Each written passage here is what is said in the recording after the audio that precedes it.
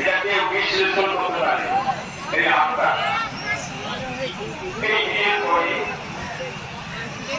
এবার হযরত আদম আলাইহিস সালাম দ্বিতীয় জামাত কোন আটে আরম্ভ হবে।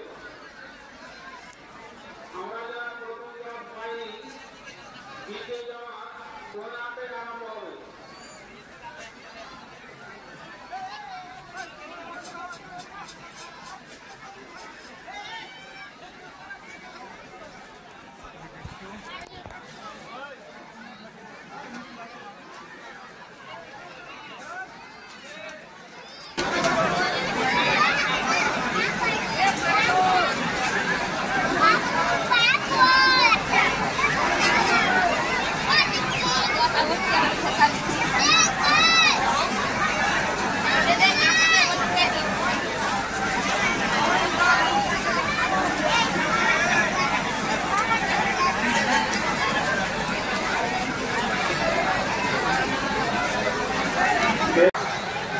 Alhamdulillah, nahmaduhu wa nasta'inuhu wa nastaghfiruhu wa nu'minu bihi wa natawakkalu alayhi wa na'udhu billahi min shururi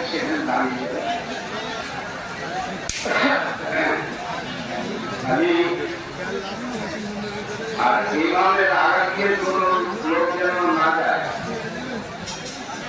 ইমামের পিছন থেকে তার পিছনে দাঁড়াতে হবে। ইমামের আগে দাঁড়ালে পরে নামাজ দিতে হবে না, কারণ এই নামাজটা যদিও সুন্নাত তবুও খুব গুরুত্বপূর্ণ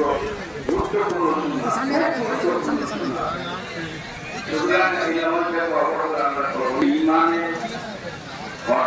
ইমানের অর্থে